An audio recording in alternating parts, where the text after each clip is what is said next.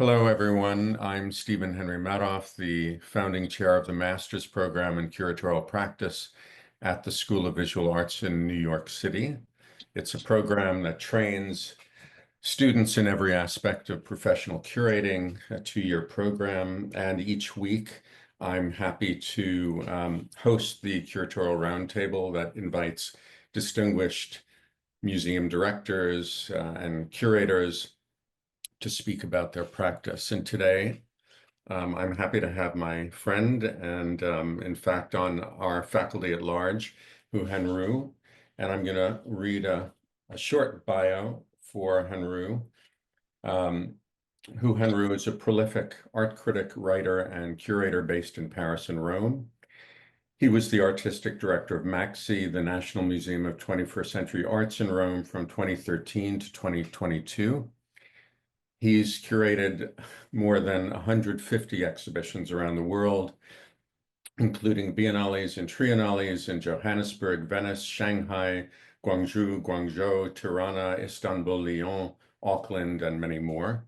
From 1997 to 99, he co-curated Cities on the Move with Hans-Ulrich Obrist, which toured from Vienna to Bordeaux, New York, Umlebeck, London, Bangkok, and Helsinki. He's an advisor to numerous cultural institutions, including the Times Museum, Guangzhou, Rockbund Art Museum, Shanghai, and the Guggenheim in New York. And he frequently contributes to journals on contemporary art and culture and lectures and teaches in numerous international institutions, including our own. His books include Hou Hanru, On Mid-Ground, and Curatorial Challenges. And the bio could be much longer. He was just telling me that there's a piece that's just appeared in the Italian newspaper Repubblica, in which he's referred to as the mythic. So he is mythic. So the rules for today, as with all the curatorial roundtables, our guest, Hanru, will speak for about 50 minutes. Then at the bottom of your screen, you see Q&A. If you have a question or comment for Hanru, in the last 10 minutes, he'll answer your question. So just type your question into the Q&A. And with that, welcome, Hanru. Hi, Stephen. Thank you. Thank you for the introduction. Hello, everybody. I'm online. I'm actually talking from Paris, and very happy to have a chance to talk about some projects that I think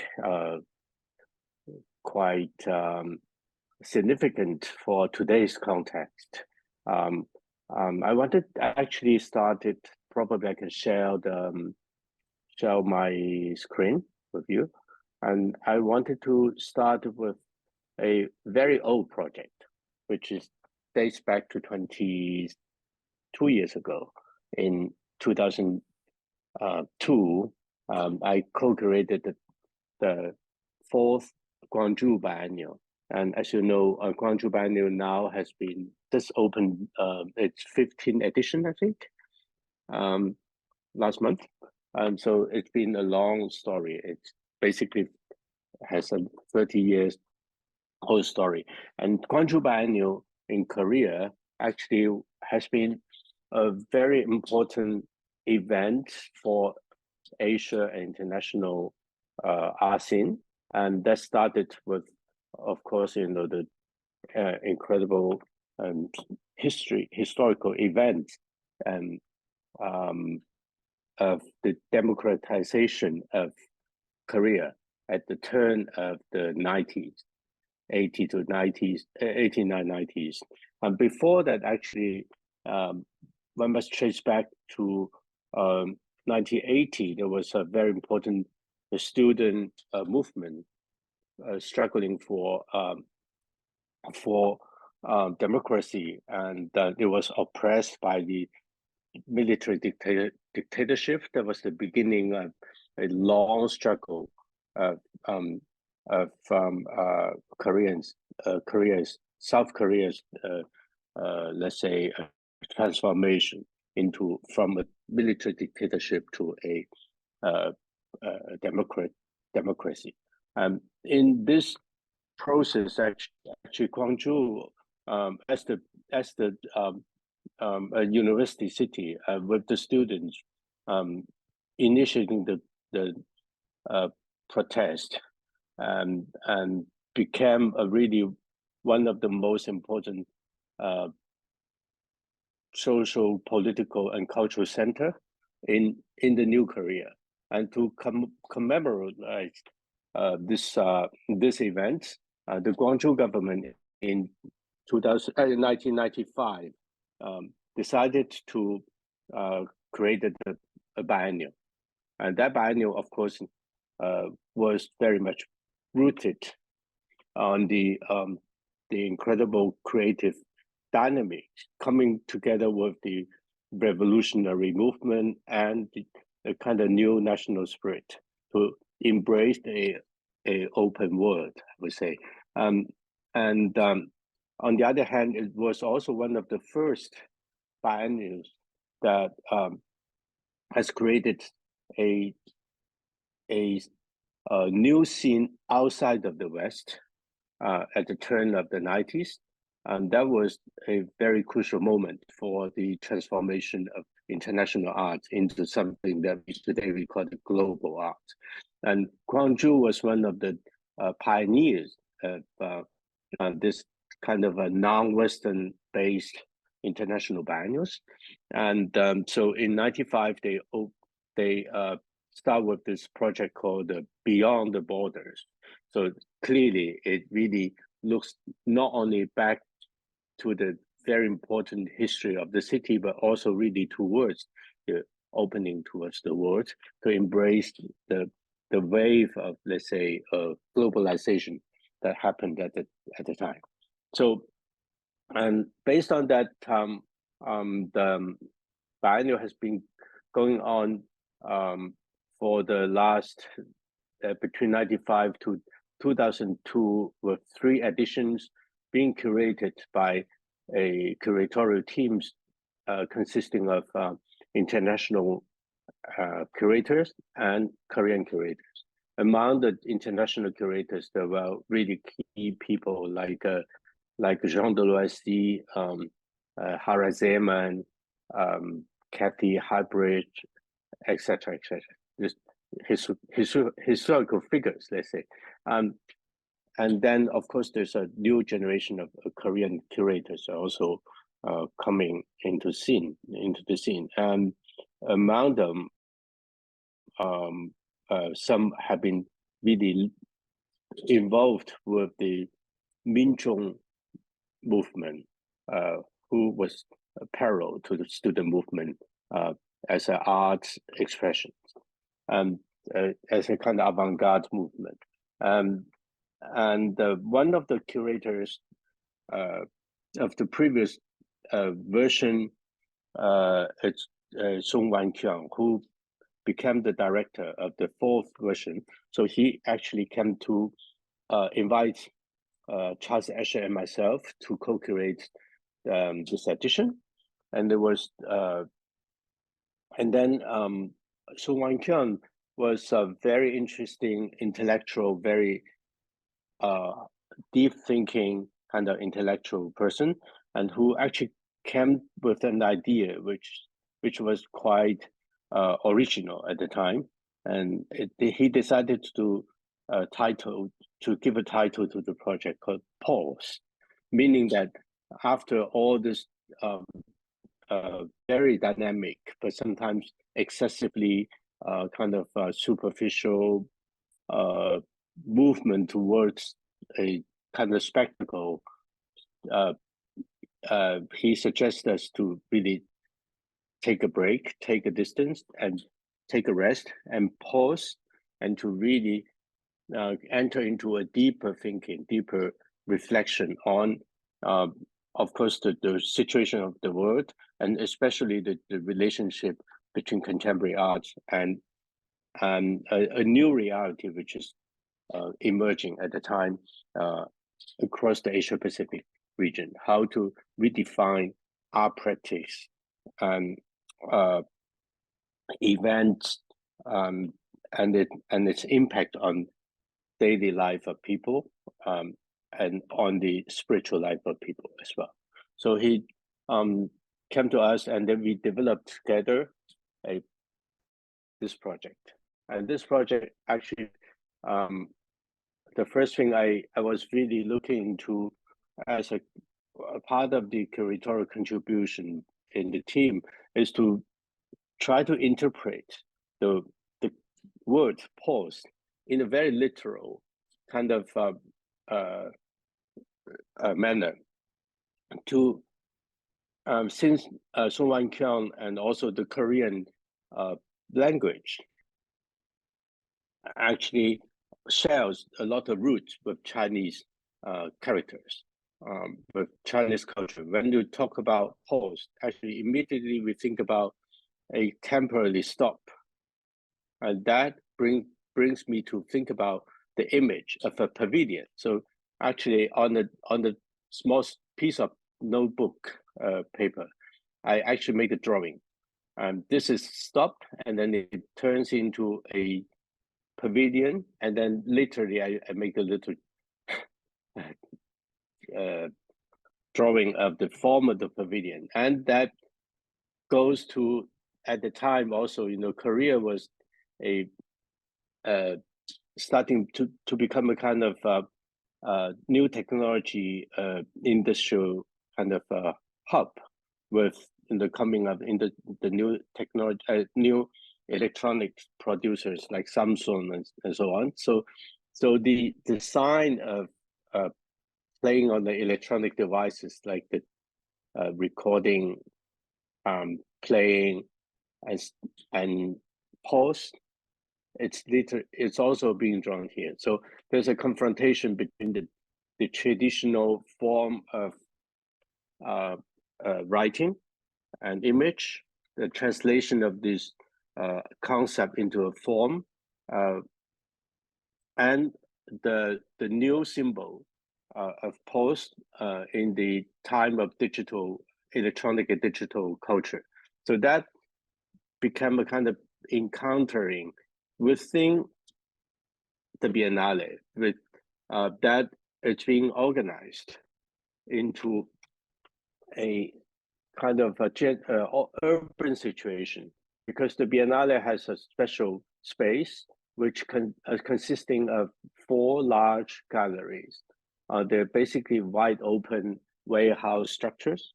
In this, we decided to work with 2 architects, one from China, Chang Yong-ho, and another one from Korea, Kim Yong-jun, and to develop a kind of mapping to really try to understand how a Biennale can function as a kind of urban event with possibilities to emphasize moments of pause and meditation, reflection, and then open up to public participation and discussion.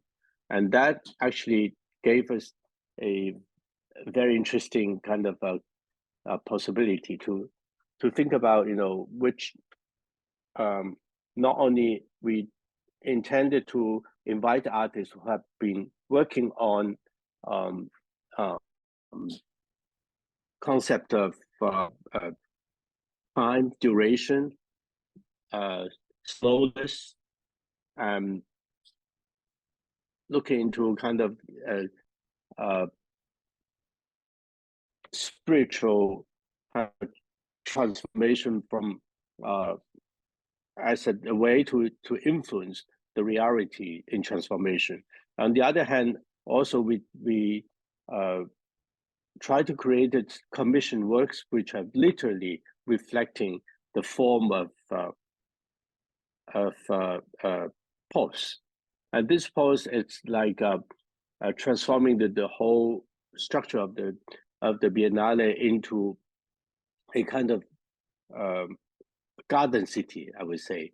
When you go through the structures, the spaces, then you are like walking through a city with the streets and then gardens, and then at a certain point you pause, you stop there, you look into the surroundings. There's really the experience of being described in a lot of a traditional Asian and Chinese, Japanese, Korean kind of garden theory, that walking into nature or even from the city, you can borrow the view from the nature to include it into your vision and so on. So basically you can see here, we decided to work with artists to commission them to create pavilion structures, which are basically this orange color. And then you have other urban structures. This is the blue ones built in very specific forms that are actually the second part I would talk about. It's the reproduction of all the floor plans, all the structures of independent artist-run spaces, or what we call alternative organizations, and that they are literally being reproduced based on the original floor plans to be situated in different parts of the city. So they created a kind of truly urban experience when you go through this. And what is interesting is also we decided to have all the video projections outside of the buildings to be projected in kind of transitory spaces rather than in dark rooms. So it created a very interesting experience, that using these images to connect different areas of the city, as a way also to liberate it, the isolation of the kind of typical black room, black box situation. So that by doing all this, actually, we try to emphasize the works of dealing with the transition, duration, slowness, and also openness. This actually is opening to a kind of mutual influences between the works, rather than having them closed by themselves and being autonomous. So by introducing all these elements, which is time, duration, openness, also collective actions, all this actually a suggestion to create the model to resist the dominant model of Biennale, which are very much related to the traditional white cube or black cube kind of museum representation. So that means a Biennale becomes a really active kind of urban life situation in connection with nature. So saying that, let's go into some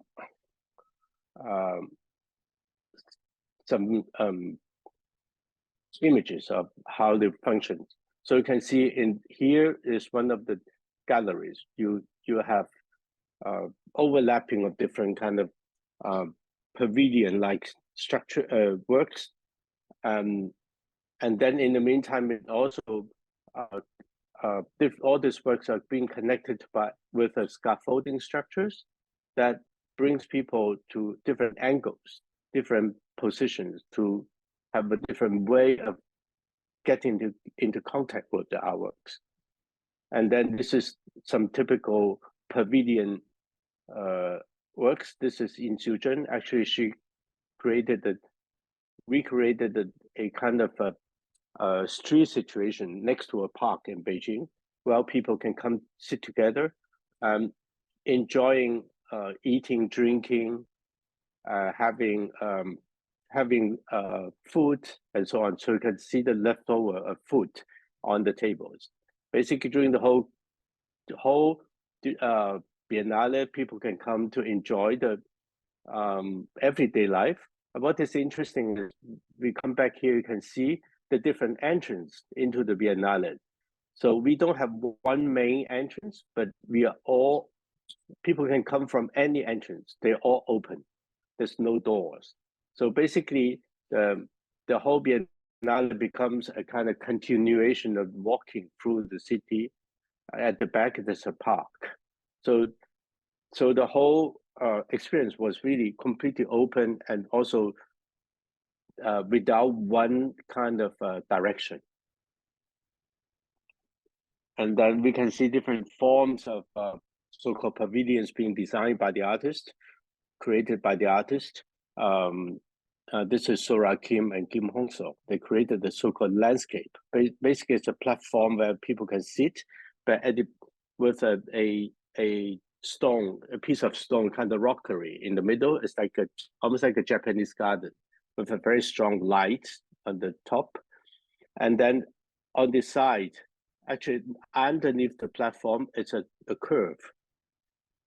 So it moves on the one, like a moving, how to say, a balance. So people can, if you have more people sitting on one side, the platform would raise up on the other side and so on. So it's a constant kind of negotiation between, between people to find out where to sit. And then this is Atelier Bao creating a kind of manga pot, which is a special structure to offer people to sit there and read manga. And what is interesting is also a very particular Korean-Japanese relationship, because in Korea, there's also a lot of manga, but they, for historical reasons, they refuse to import Japanese manga. And Japanese manga is theoretically forbidden in Korea. So people can come here and read manga introduced by a group of Japanese architects with a special design. So that was a very interesting small gesture to resist to the censorship from our side. And then you have another work by Odani, which is also providing a very particular feeling through digital images to enter in contact with the transformation of 4 seasons of nature. And then this is also very interesting work by Koo Jung-ah, a Korean artist who's now actually showing in Venice Biennial as Biennale, as the artist for the Korean pavilion. And her project was very special. And she actually asked us to build a box. And then she came and hid herself inside the box for 1 week without anybody going inside. And nobody knew what happened inside. And then before the morning before the opening, she called me, said, "I finished the work, I'm gone."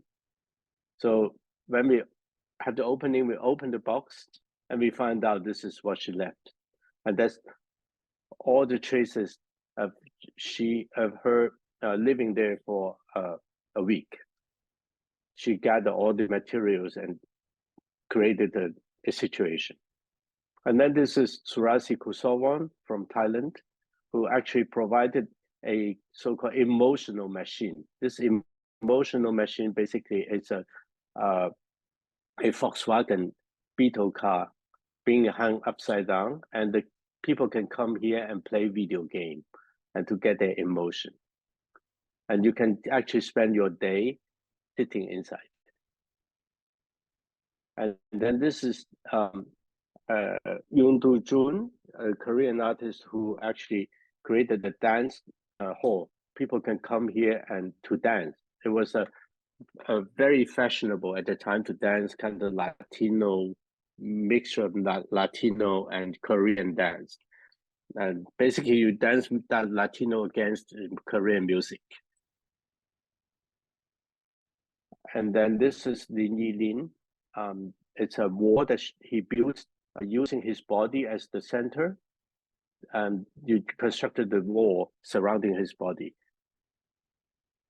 And then this is Olaf Nikolai creating a huge sneaker.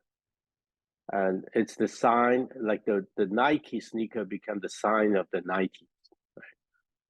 And of course, it's not only, we have not only very playful, very interesting kind of pavilions for pose, but also we have some works which are trying to respond to the changing geopolitical situation. So this is Yang Jiechang's work, who basically reproduced the scene of the 9/11 when the plane crashed into the World Trade Center, the Twin Towers. On the other hand, there's another video next to it having an opera playing. It's a soprano singer singing opera. Basically, was also a kind of representation related to the very controversial argument of Stockhausen, the German composer, who said at the time, the 9/11 is the biggest R work in history. So that was, of course, a huge polemic, but at the time was a quite important debate. So this work reflects to this situation. And then there's another work by Zhu Jiewan, who's incredibly interesting Korean artist, who actually dealt with the image of B-52, the bomber, which represent American imperialism. Right? And then you have the Russian group AES, who actually created a tent in which they installed the carpets, which having these images of their famous Islamic series, which in which they imagine in 2020 or something, all the Western capitals are being occupied by Islamic forces and transformed into a kind of Islamic city. So you have Guggenheim being turned into a mosque and so on here. And that was a very iconic kind of series of work from the year 2000, around those years, and really to show already, the coming of this new geopolitical conflict. And then you have also Lina Fischer, Maro and Esani, who actually dealt with the transformation of Berlin, and Yanlei Fujie dealing with the passage of China from an enclosed country into an open place. And then you have also an interesting collaboration between Tsuyoshi Ozawa and Choi Jong-hwa, who actually created their own version of World Cup football, soccer game. Because that was the year, 2002 was also the year Korea and Japan co-organized the World Cup. So they created their own way of exchange between these two countries through football. And then you have Esther Essen. She actually deals with the question of the Turkish diaspora in the world. So here she actually invited the Korean student to wear the uniform of Turkish schools for a month, studying in their schools, and then she recorded the whole process and how these kids and their parents reacted to these uniforms, and then you have also other works by Korean artists who deals with the question of nature, agriculture, urbanization, and then you have two Indonesian artists, Andamanique and Barrington Serai, they actually deals with a kind of spirituality related to the Indonesian culture. And then Liu Kongyu from Malaysia also had a performance piece that ending up becoming a installation, also related to this question of tradition and modernity. And this is also a very interesting piece by Ham Jin, who's a very young artist at the time. He was hardly 20, and he was doing a military service at the time. So what happened is actually he brought some missiles from the army and hanged them in the hall of the Biennale. And right before the opening, the military, his officers find out some missiles were stolen from the army.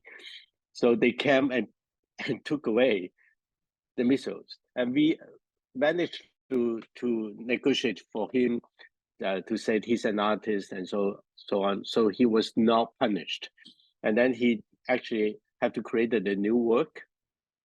So he created a new work with small little plastic animals, like insects crawling all around the space instead of the missiles. And then as I said, there are also some works of really much more literally dealing with the question of pavilion. So this is this is a series of work going out of the space, going to the park of the Biennale site. And Ties from Luxembourg, it's created a kind of platform at the entrance of the building, so you can come and spend your nice time under the sun in the garden. So it's hard work to be idle. And then Eko Pravoto, an Indonesian architect, was dealing with created the bamboo architecture. And then Xu Tan created a public toilet, modeling on the Chinese countryside toilets. This is Ogawa and Johnston created a cube for meditation for philosopher. It's for hymns. And then this is another work by M. Green and Drasset. It's a destruction of a exhibition space they transported from Switzerland to Korea. But very quickly, this Guillotine's performance. This is another performance. I would like to very quickly go into because we don't have much time. Go into the next, and this is a very interesting pavilion. It's called the Curatorial Office. Basically, it's designed by Yonghe Chang and Michael Lin. They created a office for the curators. The office is completely open to the space in the middle of the Biennale. So people, during the preparation, the artists can come anytime into our office and ask for things. So we are constantly being, demanded to serve certain things, and we don't answer questions, which are very difficult to answer. And then during the Biennale, during the exhibition, the public can come in and also ask questions. So being the curator of the Biennale, we could not hide ourselves from anyone else. So that for this, I call it the curatorial suicidal room. So basically, it's a place where we commit suicide as a curator. And then this is also a fictive project room created by an artist from Singapore, who actually created a sign telling people there's an underground space of the building. Actually, it doesn't exist. So people press on the elevator that goes to nowhere. And this is some interventions in this city. And then the next part is very, as I said, we actually try to emphasize the the collective effort to transform the art scene. One of the major questions of the time was, because of the success story, so-called success story of the Guggenheim Bilbao opened in 1997. It became a model for many other cities, especially Asian Pacific cities, to think about the possibility to create this kind of iconic, spectacular buildings for contemporary art museums. And so, of course, it needs a lot of money and a lot of political support and so on. But what is interesting is I noticed actually the most interesting, most dynamic creative practice in those regions, especially in Asia, are not really huge museums, and instead there are a lot of artist-run spaces next to the street, on the street, in the city, in the nature. Sometimes, actually, the best institutions, the most efficient and most creative institutions that can offer artists the most experimental conditions to work. So for this, instead of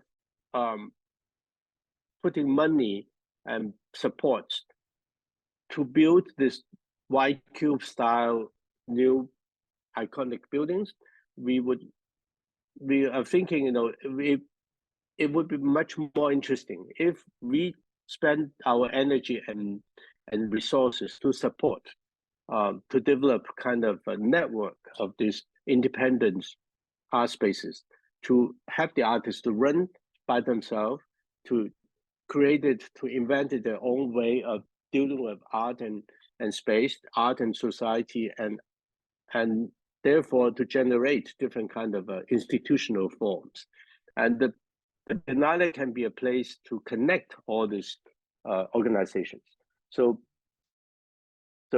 next to the Guggenheim example, we find out there's a Cemedi Gallery, which was created in 1988 in Yogyakarta in Indonesia as one of the pioneers of this independent art scene.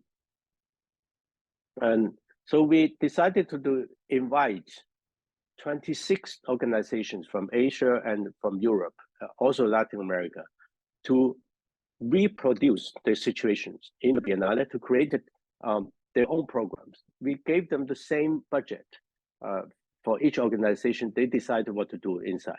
So this is the Cemedi Art House, and this is the Ramrupa group. They just started in Jakarta. So of course, 20 years later, they became the curators of the Documenta, using the same strategy or the same vision of thinking about alternative culture and organization. And so very quickly, this is the Korean group, and this another Korean space, and then this is the Hong Kong Parasite at the time, and actually there's a lot of interesting performative events going on. Even they were cooking in the Biennale. And then this is another organization from Beijing. And what is interesting here is actually there's a piece by Yan Lei, who created a little platform plate for a dinner they organized. On the plate, he used kind of white powder to write the name, the name Biennale, but we don't know what kind of powder is that. But you can come and taste it. And this is the Bohe Library from China, and then this is IT Park from Taipei, and so on. And this is plastic kinetic worms from Singapore, again IT Park, and Project 304, Big Sky Mind, and they're all from Singapore, Bangkok, Manila, and also from Turkey. The projects either from Istanbul, and this is the famous Polish space. What's his name? I forgot the name. sorry, but and then actually there was also Adam what's his name, the last curator of the Biennale, Adam Chinchis, who actually came from this space. What's the space in Warsaw, very famous. I forgot the name. Sorry, but we'll find out. So it's interesting to see that the connection between the, the spirit of the experimental spaces like this and some major events like Documenta and Biennale. This is a proto academy from Glasgow, and what is interesting is this is Kuri Manzuto became, before they became a gallery, they were artists one space, and so this title, their project is called Friendly Capitalism. What they did was really interesting. They did a project with only a carpet and then a photocopy machine. They actually brought the photocopy machine from the office, and when the catalog, the Biennale catalog came in, the first copy came in. They actually borrowed the copy, and then they start making photocopies of the catalog, and they end up, copying all the pages, and people can choose to buy the original catalog or buy the photocopies on the same price.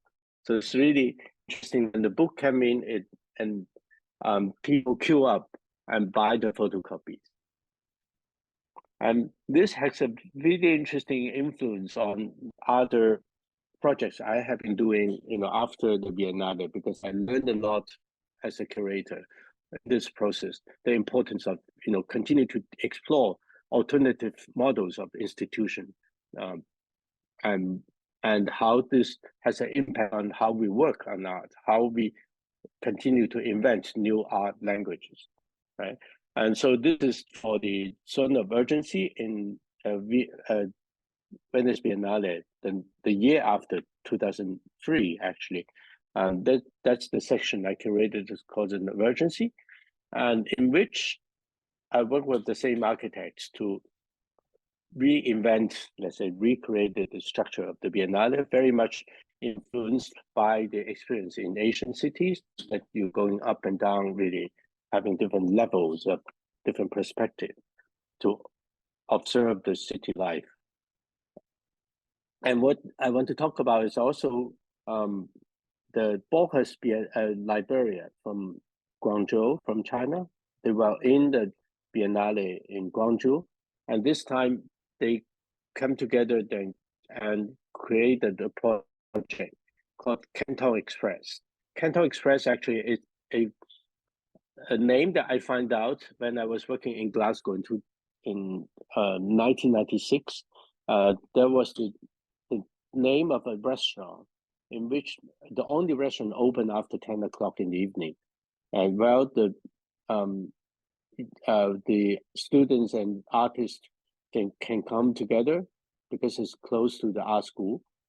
And that place actually only offered one menu, which is the roast duck noodles. That's the only thing they can eat, but that is always full after 10 o'clock in the evening. And the name of the place is called Canton Express.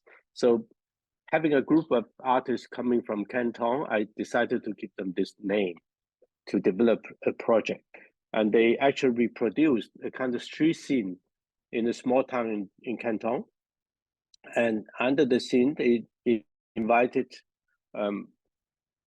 like an independent group. They invited about 25 artists from Canton area to interventions. What is interesting is even they bought a whole shop of cooking wares, kitchen wares, and hang them there. So you can actually come to the Biennale to buy spoons or whatever you want. And so this gives me a lot of inspiration, and then continue to develop other projects. So from that on, on each larger project I did, there's always a component of independent organizations. So you can see here a kind of mapping of some of these projects related to the stream, especially in the Canton area, where for me it's kind of the Pearl River Delta in the south of China is really also a place in which this kind of self-organization ecology of creativity it's very has been really developing strongly for the last 30 years. And then it comes to 2005, the Guangzhou Biennale in Guangzhou in Canton. Well, actually, I am originally from. It was 2005 that we organized a large triennial there, and this is the museum in which Wang Hoicheng from Malaysia actually transformed the tower of the museum into a mosque. Because what is interesting is we find out in Guangzhou, in Canton, there was the oldest mosque in Asia, in China, was built in the 8th century, and it's still remaining there as a very important historical monument. So he actually decided to transform the museum into a mosque, having a prayer at 5 times a day. And then there's a component again, apart from the exhibitions, which are quite spectacular. There's a component which is gathering about 25 self-organizations, alternative spaces from the region, and this is the area. Today, it just opened a new museum. This place is gone, and it's replaced by a new museum here. But at the time, and it was still in a kind of abandoned industrial area. So we used these spaces to host different projects from different organizations from the region. And then next to it, we actually organized the triennial starting with a laboratory in which during 1.5 years, we invite artists, designers, architects, and so on to come to discuss and think about some projects for the region. Among them, there's a RAM course. At the time, the museum was planning to build an extension. And so RAM was invited to think about a project in a kind of new residential development area. So he came to visit these buildings, and then we find out there's no proper site for a truly public museum. So he decided to create a structure to be inserted into an existing building, which is, and then insert this structure. So people can actually get into the museum on the roof of 19th floor from the street level. So therefore, this museum becomes a kind of graft parasite into residential place building. And that was a very interesting challenge in terms of understanding the limits of urban rules. And because the museum was actually built into a residential building, and in which from the museum you can see how people live. Even they are driving the clothes, there's a kitchen, there's a bathroom, and so on. You can see from the museum. So the idea is really to bring a truly public infrastructure into a private living area, so people can really get the direct access to a museum. And so that was also in 2005. The situation was like this. It was a development in the countryside, right into the countryside. And this is the situation basically this year. And you can see the change of the environment. So you can see the building, the museum is being inserted into this What is interesting is also it's a project that try to emphasize, encourage not only having an encounter between the private and public infrastructures, but also to encourage self-organizational activities. So along with the museum in the same building, they opened a space called HB Station, in which there's an education and research program being generated out from there. And then the young artists, the young participants graduated from this training program, and they go to the city to create their own structures. So this is the SJT group. Some of them participate in the last documenta. Actually created this this little shop. They collectively, there are 5 organizations. They co-rent this shop and develop their own activities, such as education, such as concert, such as print making, and so on. And also, this is the independent publications. A lot of these publications are kind of illegal. They're just like without book numbers. So they just make the books.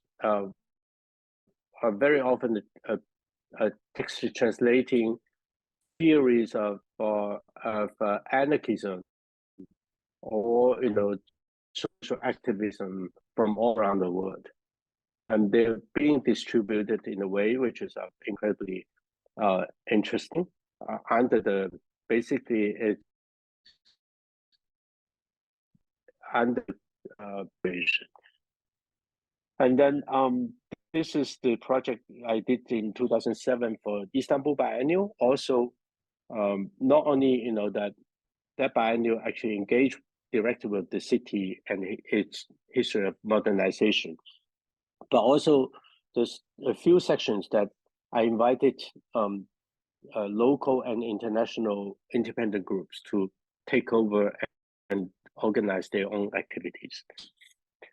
For example, this is the emergency biennial, and also this discussion. And this is the curators, Hou Hanru, and then working with the local cultural scene, and especially this person Osman Kavala, who's now in prison as one of the main opposition leader of Erdogan.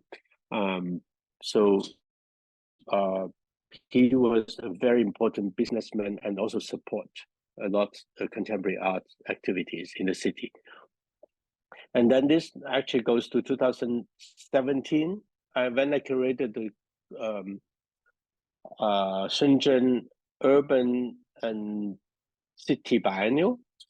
I also introduced different elements of self-organization activities. And then not only we did this through exhibitions, but also through writing. This is some of the text I have been writing for different publications on the theme. And then I was also doing teaching. The first class when I arrived in San Francisco Institute in 2006 was to teach, was to encourage students to do research on self-organization. From, of course, starting from San Francisco itself, and then the Bay Area, and then going to international. And then in 2013, I have 5 minutes very quickly.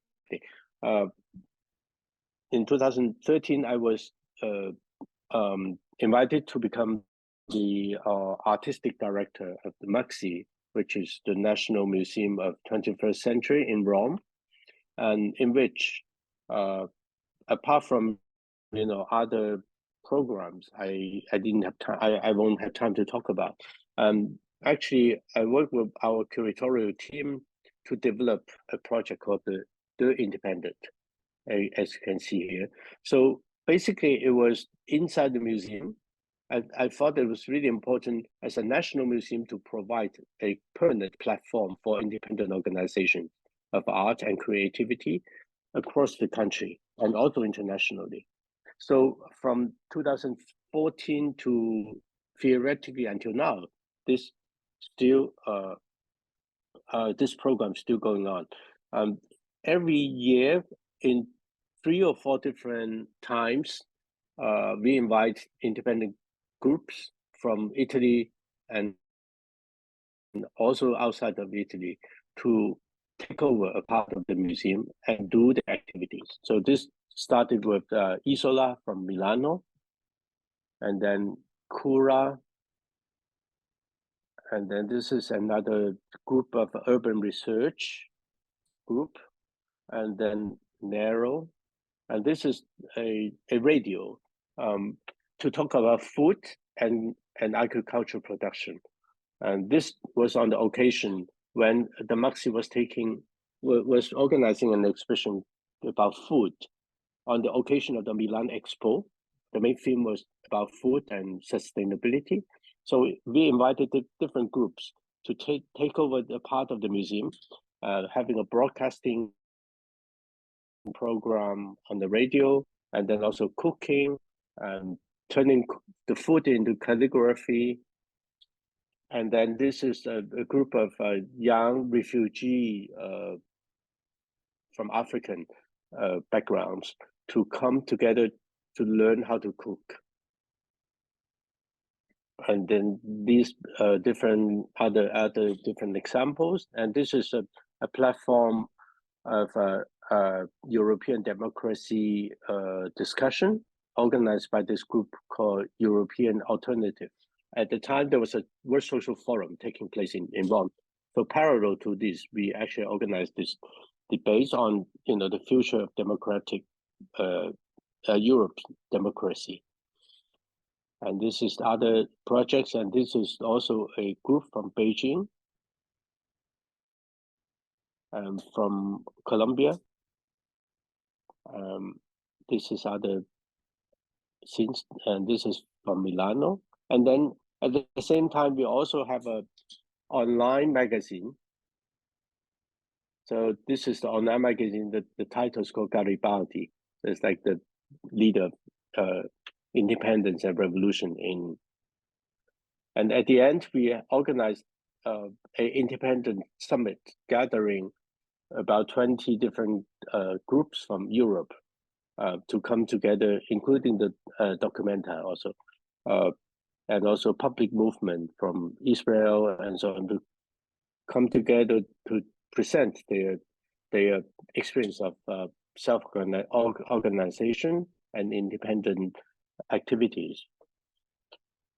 And this is the wall that gather all the, like an archive in the museum, which is, so I think this is exactly now, again, 10 o'clock on your side. It's Yes. 4 here. Right. So it's a very, very quick run through. Yeah, very quick. So there are 5 questions. Are you ready? Yes. All right. So obviously the current Gwangju Biennale has a very different approach from the one you contributed to 22 years ago. May you elaborate on the gap, shift, change of focus in the art world as you see it now? Well, I think, the current one is very interesting. I was very lucky to be able to visit it last month. Of course, it's the focus is very different. And the current one is really very much focusing on the question of sustainability, ecology, and the crisis happening in the world, and how to relate it to or get inspiration from kind of Korean cultural traditions, especially music traditions. And that's a very beautiful, very poetic approach to to deal with the challenge of a time. And that's, I think, it's really interesting. There's some extraordinary works, but I think the Biennale that we organized 20 years ago, 22 years ago, until now, I think we have a very different kind of, how to say, questions. Of course, the Biennale cannot deal with all the questions, but I think what is interesting for me, looking back, is what we tried to deal with 20 years ago is still consistent. This is why we have the documenta last time. And over time, as you can see, in my personal kind of engagement with different biennials and institution making, in this process, I think the question of what kind of institution, what kind of model of institution remains a constant, a continued question for us, and also remains a question from which you can generate more inventive ideas to deal with the position of art in the society, how we connect art through a various systems beyond the dominant system, which is increasingly being dominated by capital, by the spectacle, by entertainment, and so on. I think the question remains relevant. And as to other biennales and other events that are dealing with, also very important questions, I think we share one thing which is common, which is the question of sustainability. The question of what is sustainable, what is meaningful in the changing society. Okay, next. So you spoke of curator suicide. Do you think that was a really very positive experience that has influenced your practice since the Biennale in 2002? Absolutely, yes. I think it remains a kind of, how to say, intuitive principle for me to be a curator, is to every time dive yourself into the deep water, get wet, and sometimes, and that's, I truly believe, being an artist is about being in the deep water, get your hands dirty, get your brain running to face all kind of irrational demands. Right. And that's true for you as a curator, is the question, I guess.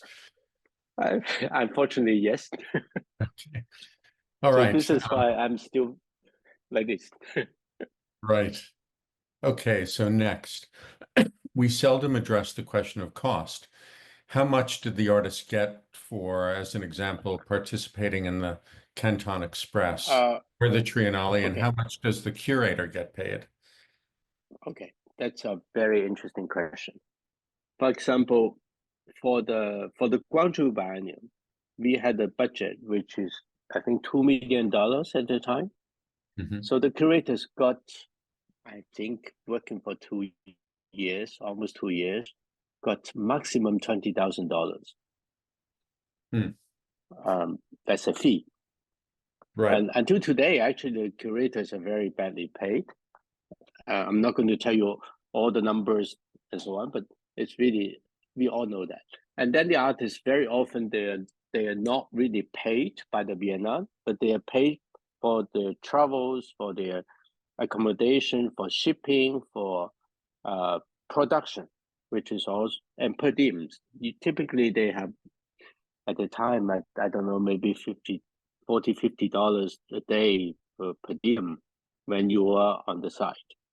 And then for each organization, the 26 organizations that we invited, apart from we built the structure for them and ship everything, I think they have $20,000 each organization.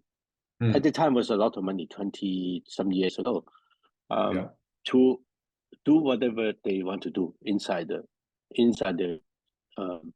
their space.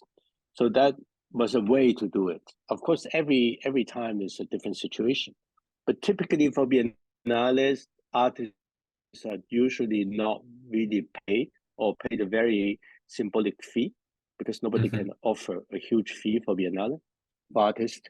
But on the other hand, they always, you know, try to do the best to do the shipping, to organize the travel of the artist and so on. And of course, you know, besides that, like Canton Express, we had to raise money from our side to Biennale. So for Canton Express, when it came to Venice, it was really interesting. There's a story. The shipping was paid to the harbor of Venice, but from the harbor to the site, you have to have another shipping by boat to go through the canal. And then the Biennale office called me to say, well, the shipment arrived, but we don't have money. Who has the money to pay it, to ship it from the harbor to the site? It cost 40,000 euro. At the time, it was 2003. It was a lot of money. And then I said, well, what alternative do we have? They said, no, there's only one company in Venice who has the permit. So the boss of the company is the cousin of the mayor. What can you do?